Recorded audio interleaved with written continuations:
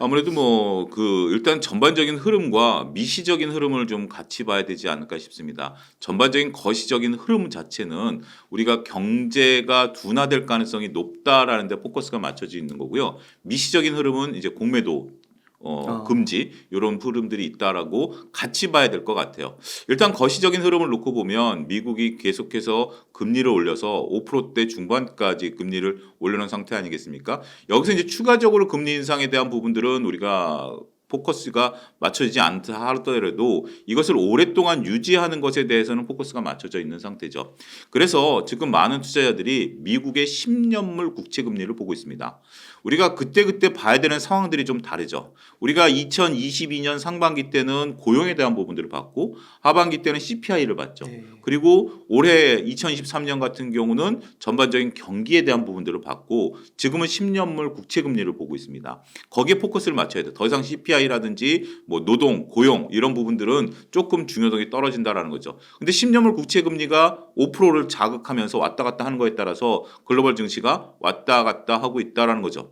그렇기 때문에 미국 중심으로 해서 전 세계 경기가 따라가는데 미국은 어쨌든 좋아요. 3분기까지 GDP가 5% 이상 상승을 한 상태고 이것은 내년까지도 이어질 가능성이 있습니다만 우리나라는 안타깝게도 올해 1.4% 경제 성장이 목표이고 내년도 2% 이하 경제 성장을 지금 예측을 하고 있는 상태이기 때문에 경기 둔화에 대한 우려감 그리고 또 한 가지 9월 산업 동향이라든지 10월 수출 데이터가 잘 나오긴 했습니다만 전반적으로 우리 수출이 아직까지 물론 이제 반도체가 살아나고 있긴 합니다만 그렇게 별로 썩 좋지가 않고 있다라고 말씀드릴 수가 있겠죠. 그리고 이제 주식시장의 변동성이 커지게 된 게 뭐 2차 전지라든지 주요 이제 섹터들이 일단은 변동성을 좀 키워왔었던 부분들이 경기와 주식시장이 맞물리면서 주식시장의 변동성을 이제 키워왔다라고 말씀드릴 수가 있겠죠.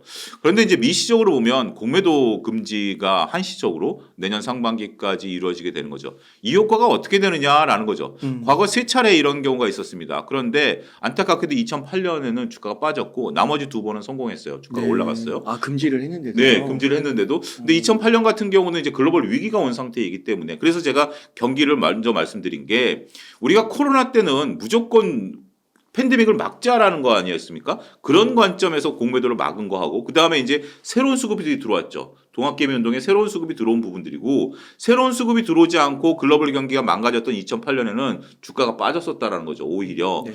그런 부분들을 우리가 잘 관찰해야 된다라고 말씀드릴 수가 있겠죠. 이번에는 어떻게 될 것인가라고 보는 거죠. 일단 미국 경기는 살아 있어요. 근데 우리 경기는 조금 하강 국면. 그다음에 신규로 고객위탁금이 들어와 줘야 돼요. 지금 고객위탁금이 얼마냐? 45조 수준입니다. 동학개미 운동 때 고객위탁금이 얼마였냐? 70조 수준이었습니다. 그래서 고객위탁금이 들어와 준다라면 주식시장은 반등할 수 있을 거라고 봐요. 하지만 고객위탁금이 들어오지 않는다라면 나름대로 현재 수준에서 빠지지는 않겠지만 올라가긴 쉽지 않죠. 신용잔고도 동학개미 운동했을 때는 신용잔고가 26조까지 찼습니다. 지금 얼마? 16조 수준입니다. 단순하게 봤을 때 고객위탁금에서 25조, 신용잔고에서 10조가 빠져 있는 상태죠. 물론 이제 고객위탁금과 거래량은 좀 다르긴 합니다만 이런 부분들을 보면 대략 30조가 비어 있는 상태예요. 그러면 지금 체력의 거의 뭐 수준 정도가 비어 있는 거다라는 거죠. 그러니까 2배 정도 수준은 늘어나야 되는 거기 때문에 우리가 이렇게 복합적으로 보시긴 하셔야 돼요. 그렇지만 저는 이 공매도 금지가 투자 심리를 안정시킨다라는 측면에 있어서는 긍정적인 면이 있다라고 봅니다. 전반적으로 봤을 때 특히 이제 2차 전지 같은 경우 제가 지난번 출연했을 때는 변동성이 좀 있을 것이다. 대비를 하자라고 말씀을 드렸습니다만 그 기간에 이제 변동성을 보이지 않았습니까? 근데 2차 전지 같은 경우 가장 중요한 게 이제 투심이 훼손되어 있는 상태죠. 펀드멘탈에 대한 부분들은 여러 가지 얘기들이 좀 있긴 있어요. 근데 투심을 회복한다라는 면에 있어서는 매우 긍정적이다라고 볼 수 있을 것 같아요. 특히 개인들이 선호하고 있는 2차 전지에 대한 투심 안정에는 큰 역할을 할 수 있을 것으로 보여져요. 우리가 이제 오늘 굉장히 중요한 2차 전지의 모습들이 이제 드러나고 있는데 저희가 이제 화요일 날 녹화를 하고 있는 거 아니겠습니까?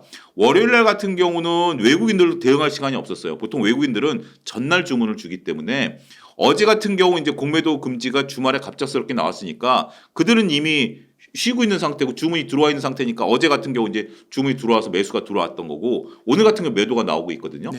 그러니까 결국 외국인들 입장에서는 좀 다소 황당하죠. 자신들이 쌓아놓은 어떤 스케줄에 있어서 갑자기 그렇게 되니까 다소 황당할 수 있으니까 오늘 같은 경우 이제 2차 전지 셀 쪽, 그다음에 삼성전자 이런 것들 매도가 나오지만 여전히 개인들이 이제 선호하고 있는 에코프로나 에코프로비엠, 금양 이런 쪽들에 대해서는 외국인들이 건들 수 있는 분야는 아니에요. 그리고 그쪽은 에코프로 기준으로 대략 한 5% 정도가 공매도 세력인데 어제 쇼커버가 이미 들어왔다라고 보여져요. 그래서 추가적인 부분들보다는 개인들이 선호하고 있는 쪽들에 대해서는 어차피 개인만의 이제 개인분들이 이제 많이 매매를 할 거 아니겠습니까? 그래서 선호되는 부분들이 좀 있는 것 같아요. 그래서 투심이 안정이 되면 올라가긴 하겠어요. 근데 이제 고점을 향해서 직전 고점 에코프로 기준으로 120만 원, 150만 원은 잠깐 찍은 거니까 120만 원이 이제 고점이다라고 봐야 되겠죠. 거기를 찍느냐 여부는 이제 관건이 될 것 같은데 최소한 100만 원대까지는 움직일 가능성이 있죠. 그래요.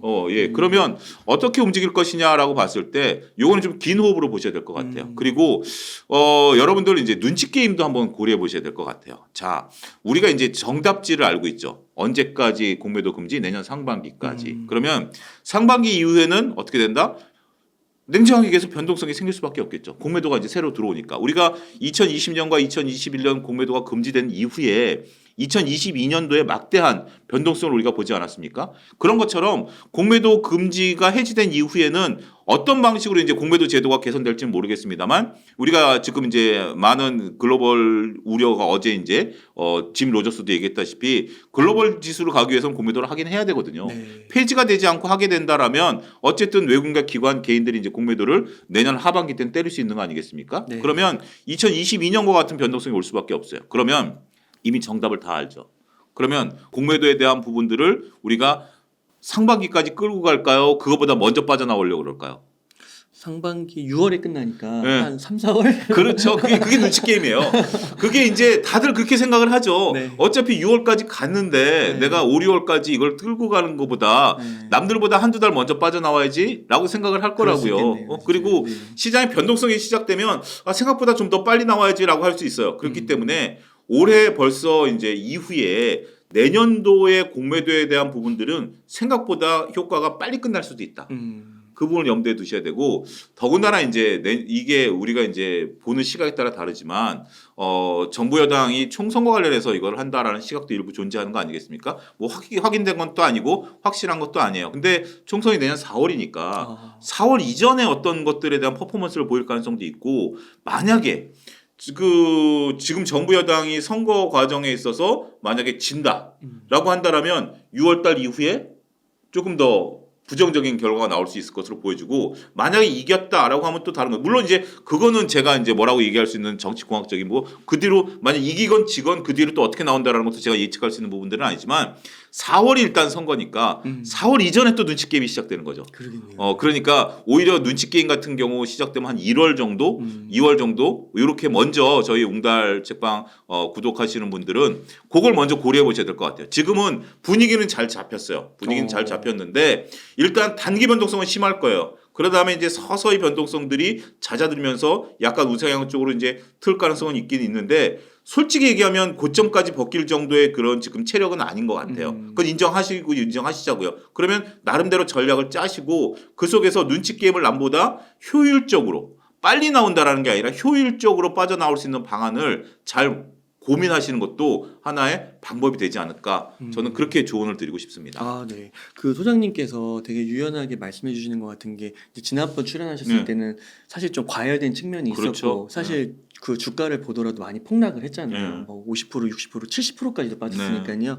근데 또 지금 수준에서는 또 이렇게 투심이나 이런 뭐 공매도 금지 같은 것들을 봤을 때는 또 어느 정도까지는 다시 회복할 수 있겠다라는 걸 짚어주셨고 또 내년에 이제 뭐 정치적인 면 네. 이렇게 해석하는 분들이 되게 많으시더라고요 생각보다. 그렇죠. 그 민심을 잡기 위해서.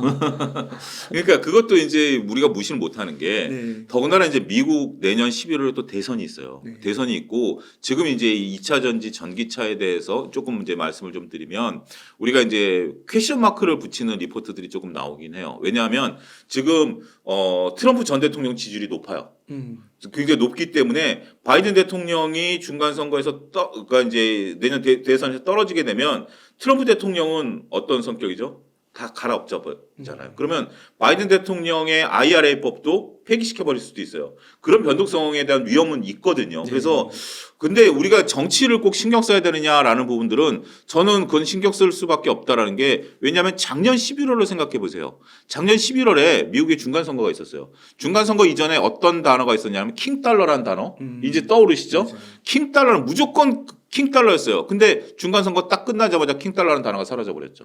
그런 것처럼 정치적인 일정을 우리가 생각 안 할 수 없어요. 그렇기 때문에 머릿속에 염두는 해두세요. 근데 그거는 이제 더 먼 미래고 그건 제가 다음에 웅달님 책방 나와가지고 이제 또 이제 말씀드릴 기회가 있긴 하겠습니다만 지금 일단 공매도와 관련해서 큰 그림을 그릴 때는 일단 지금 이제 미국 대선을 생각하지 마시고요. 우리나라 이제 내년 4월, 6월 이전에 내가 어떤 포지션을 적절하게 트레이딩을 해야 되느냐. 어떻게 보면 트레이딩을 하는 구간일 수도 있을 것 같아요. 네. 트레이딩을 적절하게 잘 하신다라면 묵직하게 들고 가는 것 부분보다는 약간의 수익률 제고 면에 있어서는 긍정적일 수 있다. 이렇게 말씀드리겠습니다. 공매도가요. 네. 지금은 아예 금지지만 네. 그 공매도 안에서 보면 불법적인 면들이 분명히 존재하잖아요. 그게 개선되는 그러니까 뭐 6월까지 금지를 시켜놓고 그 가운데 개선을 해가지고 6월 지나서는 새로운 개선된 제도를 내겠다 이런 얘기도 나오는데 그건 가능성이 좀 있다고 봐야 될까요?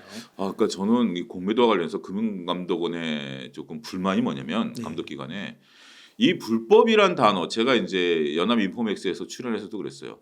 공매도는 있어요. 제도예요. 공매도 제도인데 불법 공매도가 용인되고 그들이 처벌을 안 받았다라는 것은 이거는 말이 안 되는 거예요. 네. 아니 불법 제가 이제 불법을 저질렀다. 제가 예를 들어서 웅달님을 이렇게 때렸다. 이거 불법이잖아요. 그럼 법의 구속을 받는 거예요. 근데 그럼에도 불구하고 허허 웃고 끝내버린 거예요. 제가 연합인포맥스에서 그런 말씀을 드렸어요. 내가 금융당국자라면 불법 공매도라는 단어가 나왔을 때마다 내가 고개를 못 들 거다. 쪽팔려서. 제가 단어가 좀 심합니다. 내가 금융당국자인데 불법 공매도를 저지르는 것이 만연돼 있다? 쪽팔려서 는 고개 못 들고 다닐 거다. 내가 그렇게 말씀을 드린 바가 있거든요. 근데 이것을 관리 감독 안 한 그들이 갑자기 공매도를 멈췄어요. 그러면 이 공매도를 멈춘 거에 따라서 피해를 보시는 분들도 있어요. 하락에 베팅하신 분들 입장에서 보면 그들은 나름대로 정상적으로 제도에 따라서 하락에 베팅했는데 하루아침에 이렇게 되니까 그분들 입장에서 또 황당할 수밖에 없는 거죠. 우리가 많은 투자자분들이 공매도를 멈춰주는 것을 긍정적으로 보지만 그 제도 안에서 활동하는 다른 또 선의 피해자들도 나오는 거 아니겠습니까? 그렇죠. 이 복합적으로 봐야 되고 그들이 그동안 관리 감독을 소홀한 이후에 이것을 가지고 갑자기 딱 멈춰버렸다. 왜 개인 투자자들이 이걸 떠안아야 되는 거죠? 저는 이것도 불만이에요. 저는 공매도를 해야 된다 안 해야 된다를 떠나서 관리 감독 기관이 자기 역할을 못하고 있다는 게 가장 큰 불만이에요. 그리고 공매도라는 게 그동안 많은 분들이 얘기했던 것이 저는 공매도 찬성론자입니다. 솔직히 말씀드리면 공매도 찬성론자예요. 그렇지만 같이 똑같은 라운드에서 싸우지 않는 거예요. 웅달님하고 저하고 예를 들어서 뭐 복싱을 한다라고 하면 똑같이 해야 되는데 저는 주먹에다가 쇠를 달아주고 웅달님은 솜방망이를 달아주고 이게 말이 되는 거예요? 안 되죠. 말이 안 돼요. 똑같이 쇠를 달면 쇠를 달고 솜방망이 하고 복싱을 해야지. 우리는 그동안 외국인들 입장에서 본다라면 그들은 지금 막말로 공매도를 금지했다 하더라도 이들이 쇼커버 안 해도 돼요. 기한이 없으니까 내년 6월까지 들고 가도 돼요. 말도 안 되는 것 같아요. 그렇죠. 말도 안 되죠. 네. 그런데 그들 입장에서 보면 쇼커버를 할 수도 있지만 극단적으로 쇼커버 안 해도 돼요. 리스크는 커지겠지만 그런 부분들이 있기 때문에 이게 잘못됐다라는 거고 그다음에 자 불법이 왜 일어날까요? 그 불법을 보면 그렇게 크진 않아요. 금액도 어떻게 보면 미미하고 하는 거지만 불법이 왜 일어날까요? 그게 전 핵심이다라고 봐요.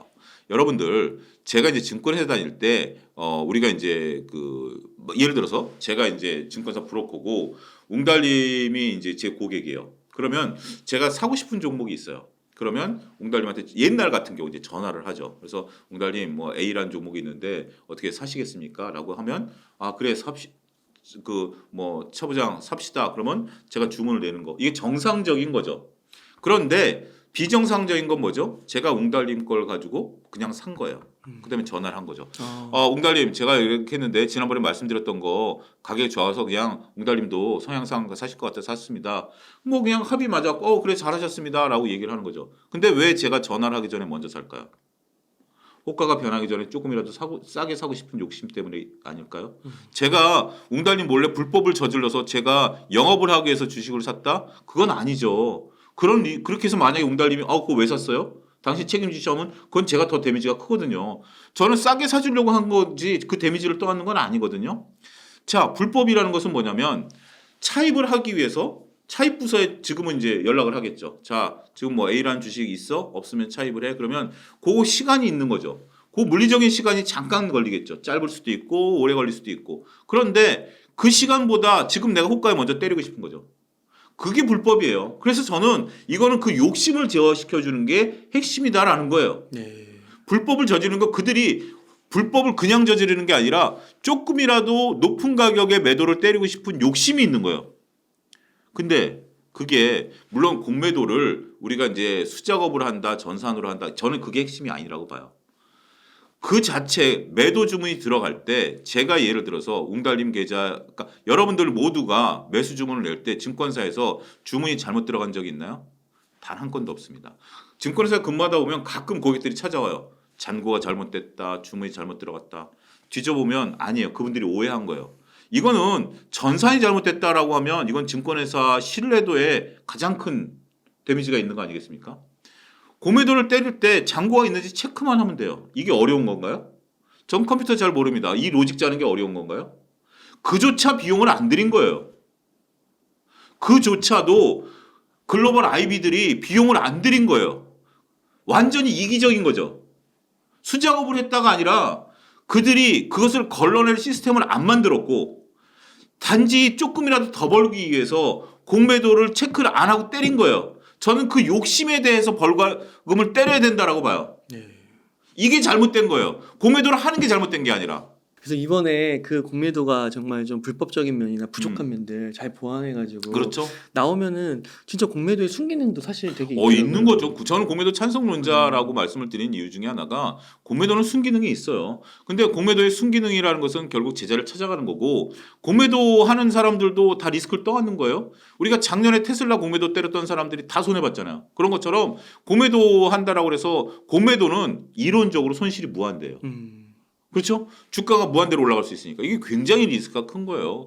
그리고 헤지펀드 하는 애들만 고도에 훈련된 애들만 하는 거기 때문에 다 책임질 수 있는 건데 어찌됐든 차제 이런 것들을 뭐 이미 벌어진 일은 벌어진 일이고 잘 개선했으면 좋겠습니다. 네.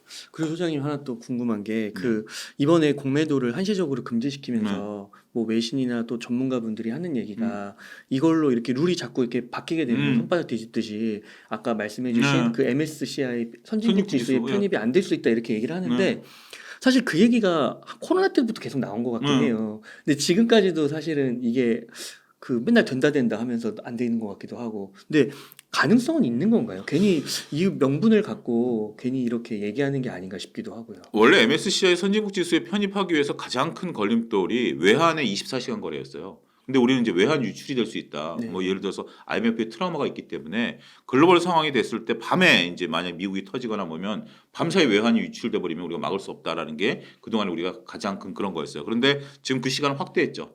굉장히 우리 금융당국으로서 모험을 한 거예요. 그게 가장 첫 번째였고 그렇게 해서 MSCI 선진국 지수로 들어가기 위해서 노력을 하고 있는 거예요. 우리가 2020년에 공매도 금지했었던 것은 7번째인가 8번째 이후예요. 그런데 이제 제도가 이렇게 된다라면 그들 입장에서 본다라면 조금 더 멀어질 수 있죠.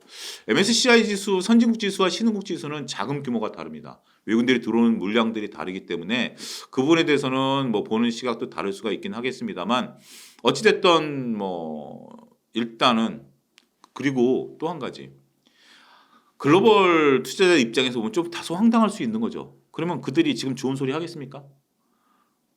그들 입장에서 보면 화풀이 말이라도 해야 되겠죠. 가만히 있을 수 없죠. 야, 니네 MSCI 못 들어가. 지미 로저스도 우리나라에 투자했을 텐데 지미 로저스도 만약에 숏에 배팅했을 때라면 야, 니네 이제 선진국 지수 못 들어가. 니네 이제 증시 외국인들 안 살 거야. 뭐라도 한번 소리라도 질러야 되는 거 아니겠습니까? 네. 저도 조금 그들 말에 동의는 하지만 100%는 아닐 것이다. 만약에 우리가 먹을 게 있으면 들어오는 거 아니겠습니까? 욕했다가도 저희 어머님이 해주신 속담이 있어요. 침 뱉은 우물물 마실 수 있는 경우가 있다. 그들이 지금 침을 뱉는 거예요. 화가 나니까. 화풀이지만 언젠간 우리 지수가 좋다라면 우리 우물물을 마실 수도 있겠죠. 소장님 그러면은 네. 이번에 좀 질문을 드릴게 예. 그 이제 3분기 실적 중간 예. 점검을 한번 해보고 싶은데 뭐 실적이 막 급등하는 것도 있고 급락하는 것도 네. 있더라고요. 좀 어떻게 보시나요? 우리가 이제 실적과 관련해서 여러분들 잘 보여주는 게 어떤 건 실적이 잘 나왔는데 주가가 떨어지는 경우 있고 음. 실적이 잘 나왔는데 주가가 올라가는 경우가 있어요. 그런 부분들을 보면 특히 이제 우리 이번 올해 같이 주가가 올라온 상태다라고 보면 이게 실적이 반영된 부분들이 있죠. 네. 실적이 반영된 부분들이 있는 건데 그 실적을 가이던스를 충족했으면 오히려 그거에 따라 주가가 더 올라가기보다는 그것을 충족 못한 종목들은 빠지는 거예요. 그 대신 실적의 가이던스가 바닥을 찍고 있는 상태에서 실적이 잘 나왔다? 주가가 올라가는 겁니다. 그런 부분들로서 이해를 하시면 선반영에 대한 부분들이 있어요. 그 부분들도 제가 제 재무제표 투자의 힘에 녹아 들어간 부분들이 있고요. 우리가 이제 이런 부분들을 디테일하게 잘 보셔야 될 것 같아요. 정말 코에 걸면 코걸이, 귀에 걸면 귀걸이다라고 치부할 게 아니라 이게 가이던스가 어느 정도 선반영됐느냐. 그러니까 이제 실적 발표 이전에 지금 대표적인 게 엔터 종목을 저는 예를 들겠는데 엔터 종목 같은 경우는 실적에 대한 선반영이 많았었어요. 아. 올해 같은 경우 이제 코로나 이후에 많은 이제 가수들이 활동할 것이다라고 해서 선반영을 땡겨온 상태인데 실질적으로 보니까 일부 종목들은 실적이 잘 나왔고 일부 종목들은 실적이 못 나오다 보니까 변동성들이 막 왔다 갔다 하는 거죠. 근데 그 전에 실적 발표 이전에 주가가 더 견조했어요. 그런 부분들을 우리가 잘 감안해야 되고 한 가지 이제 그 실적에 대한 기대감이 없었는데 실적이 잘 나오면 올라가는 거. 뭐 갑자기 종근당 같이 뭐 기술 이전 수출이 얘기가 나왔다. 이런 건 반영이 안 된 거 아니겠습니까? 그러면 주가 퍼포먼스가 좋은 거죠. 그리고 또 한 가지 저는 우리가 이제 여러분들이 하반기 조심해야 될 것들이 있다라고 봐요. 하반기 때 뭘 조심해야 되느냐? 폭탄. 실적이 안 나왔을 때 주가가 급락하죠. LG생명 같은. 그다음에 유상증자, 유무상증자 이런 것들 폭탄들이 터질 것 같아요. 우리가 이제 지금 상황에서 보게 된다라면 넷마블이 하이브 주식을 블록딜로 팔았어요. 주가 빠지는데 저는 이거 긍정적이다라고 봅니다. 오늘 기준으로 봤을 때. 왜냐하면 자금을 확보하기 위한 거죠. 삼성도 지금 자금을 확보하기 위해서 많은 지분들을 정리를 해놓은 상태예요. 그런 상태이고 하이닉스도 공교롭게도 작년에 미국 투자를 내다 멈췄죠. 이게 지금 오히려 도움이 된 거 아니겠습니까? 자금에 대한 어떤 그런 거. 지금 채권 금리가 5%를 넘어선 상태예요. 실질적으로 회사채 금리는. 그런 상태이기 때문에 기업들이 자금을 지금 어떻게 확보하느냐가 관건인 것 같아요. 경기 둔화. 앞서 언급드렸다시피 경기 둔화가 된 상태에서 기업들의 가장 중요한 건 뭐죠? 자금이죠. 자금이 가장 중요한 상태인데 이 자금이 없는 기업들은 어떻게 되죠? 유무상증자를 해서라도 폭탄을 터뜨릴 가능성이 있다. 지금 유상증자 같은 경우 주가가 폭락하지 않습니까? 그걸 어떻게 확인하느냐? 100% 확인은 안 되지만 현금 흐름표를 좀 보시긴 하셔야 돼요. 현금 흐름표를 봐가지고 잉여 현금 흐름이 어떻게 되느냐. 그래서 잉여 현금 흐름이 좀 약하다라고 하면 이 부분에 대해서는 우리가 잘 보셔야 되고 심지어 카카오 게임즈 같은 경우 CB가 발행을 해놨는데 CB 전환가보다 지금 주가가 낮아요. 그러면 이거 상환해야 될 경우도 있어요. 그런 예시를 제가 책에도 들긴 했는데 이거는 기업 입장에서는 굉장히 어렵다라는 얘기예요. CB를 발행해서 주식으로 전환돼야 되는데 전환되지 않고 이걸 나중에 채권으로 다시 이거 반환해야 되면 어려움을 겪는 기업들이 있을 것 같아요. 자, 정리하자라면 3분기 실적 괜찮고 내년도 전망치는 좀 떨어지긴 했습니다만 지금 거기서 내가 어떤 수혜주를 찾을 것이냐라기보다는 수혜주는 오히려 공매도 금지에 따른 수혜주들이 있을 것이고 폭탄을 피해 다녀야 된다. 이 부분도 하나의 중요한 포커스가 되지 않을까 말씀드릴 수 있겠습니다. 아, 네, 감사합니다. 그러면요, 네. 그 소장님 그 2차전지 앞에서 말씀해 주셨고 앞으로 좀 주목해야 할 주식 뭐 그런 것들이 좀 있으실까요?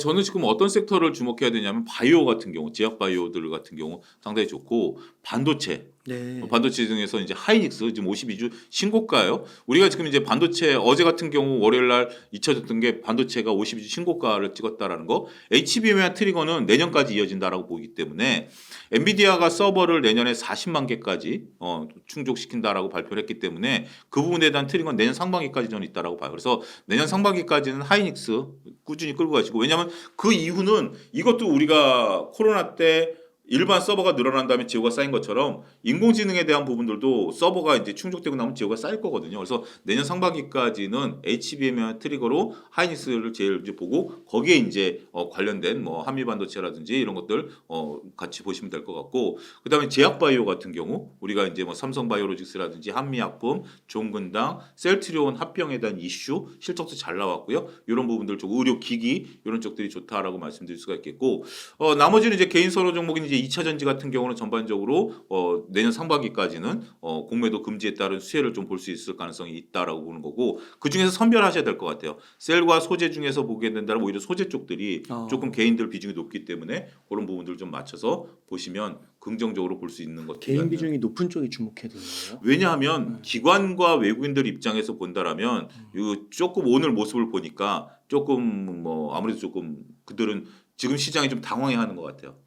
시장이 당황해하는 것 같고 그래요? 적극적으로 매매를 못하고 그리고 쇼커버라는 게 서서히 이제 보면서 할 수 있는 거기 때문에 오히려 2차 전지는 개인 비중이 높은 쪽들이 트레이딩하니까 오히려 훨씬 더 좋을 수 있다. 궁금한 게 아까 SK하이닉스를 말씀해 주셨는데 네. 삼성전자는 네. 별론가요?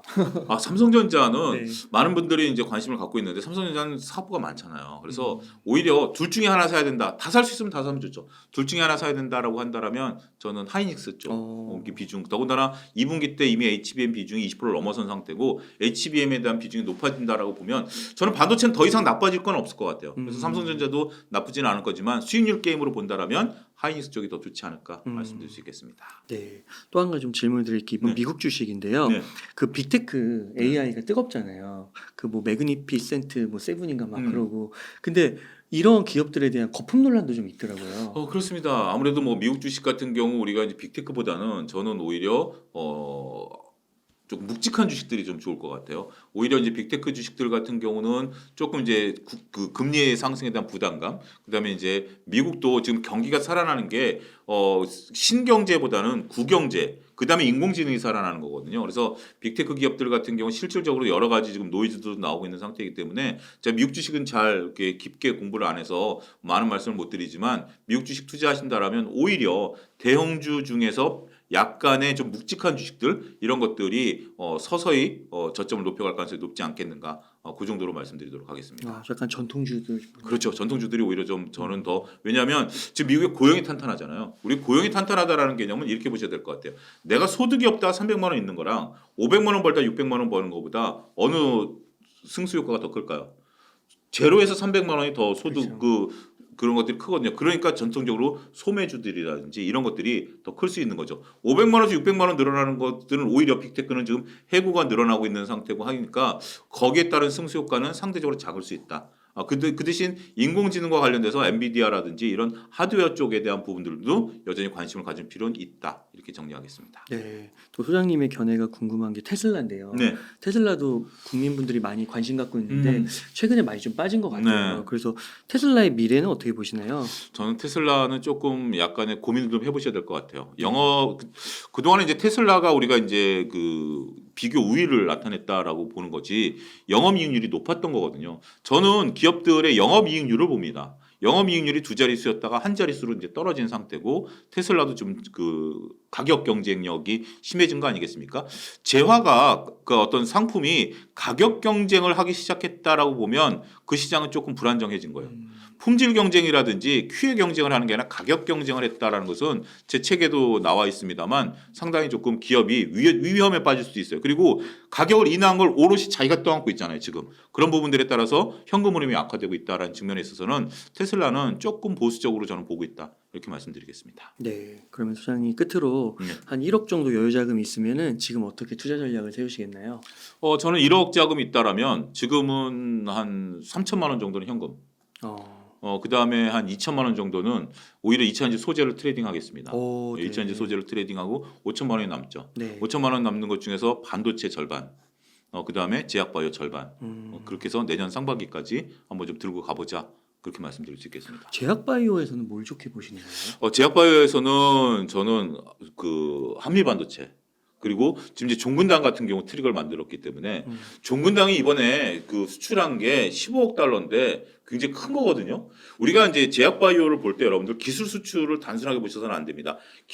우리가 이제 이 흐름을 읽어내야 되는 게 굉장히 중요한데 제약바이오를 우리나라에서 임상을 한다? 이건 별로 그렇게 메리트가 없어요.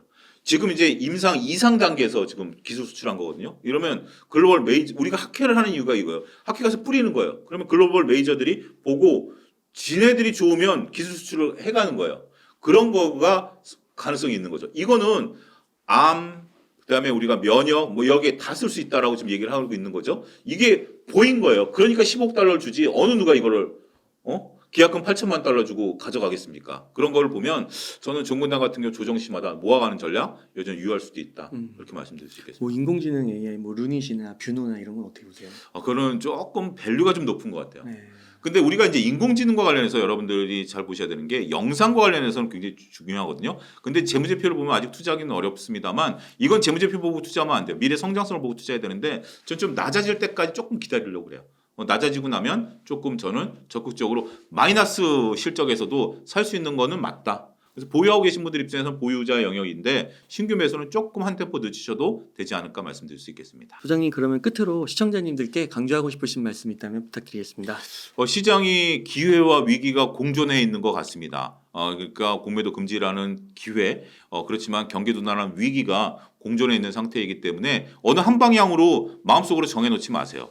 공매도 금지가 되면 주가가 3,000을 넘어설 것이다라는 시절도 경계하셔야 되고 그 다음에 주가가 2,200 이하로 떨어질 것이다라는 위기론도 경계하셔야 될 것 같아요. 지금은 적절한 균형 감각이 필요할 것이고 혹시 내가 주식이 안 보이면 현금을 좀 들고 있으시면서 주식을 한번 좀 살펴보시고 웅달 책방통에서 많은 얘기도 한번 좀 들으시고 그 다음에 차영주 TV를 통해서 리포트도 많이 보시고 하시면서 지금은 공부와 투자를 병행하시면 오히려 수익률이 좋아지지 않을까 말씀드릴 수 있겠습니다. 그 소장님 한 가지 질문 좀 더 드리면은 그 지난번 출연하셨을 때 현금 비중으로 50%로 말씀하셨단 말이에요. 근데 지금은 이제 30%로 줄었잖아요. 그럼 조금 더 불확실성이 해소됐다고 보시는 건가요? 그렇죠. 그러니까 지금 그때 당시만 해도 제가 출연해서 2달 전만 하더라도 주가가 하락기였잖아요. 그래서 지금 현금을 들고 있는 사람이 좋은 거죠. 이제는 현금을 약간 투자할 때가 된 거죠. 그런 식으로 현금 비중을 적절히 조절하시는 것도 좋지 않을까 싶습니다. 그러면은 뭐 예를 들면 거시 변수들이 되게 많잖아요. 뭐 저희 전쟁도 아직 안 끝났고 우크라이나도 있고 금리도 뭐 어떻게 될지 모르고 이런 것들도 과거보다는 많이 해소가 됐다. 그래서 제가 지금 그 나머지 5천만 원 중에 2천만 원을 지금 이제 2차 전지를 투자하는 거 아니겠습니까? 거기서 트레이딩을 한다라는 거예요. 근데 우리가 이제 전쟁에 대한 부분들은 한번 우리가 곱씹어 봐야 되는 게 저는 전쟁의 유가를 끌어올릴 가능성은 지금으로서는 희박하다. 왜 그러냐면 우리가 지금 이제 그러려면 5차 중동 전쟁이 벌어져야 되는데 호르무즈 해협을 막는다라는 거 아니겠습니까? 4차 중동 전쟁은 중동이 모여서 이스라엘을 때렸어요. 근데 지금은 이란이 움직이는 걸 미국이 경계하고 있잖아요. 왜냐하면 대선 때문에. 만약에 유가가 급등하면 대선을 지는 거거든요. 그러니까 이란을 옥죄고 있는 상태고 사우디는 안 움직이죠. 그럼 호르무즈 해협이 봉쇄될 가능성은 거의 없어요. 그래서 과거에 그랬으니까 지금처럼 한다 그건 뇌피셜이에요. 그렇기 때문에 글로벌 경기, 글로벌 정치 지학을 읽어내셔야 되고 이게 확산되면 문제가 되긴 하겠습니다만 지금은 미국이 절대절명으로 확산을 못 시키게 막고 있는 거죠. 그때는 그 호메인이라는 막대한 석유상이 그것을 중동을 좌지우지했습니다만 지금은 그게 아니다라는 거. 더군다나 중국도 입장이 있기 때문에 그런 부분들의 이스라엘 전쟁에 대한 어떤 트리거는 크게 우려 안 하셔도 되지 않을까 싶습니다.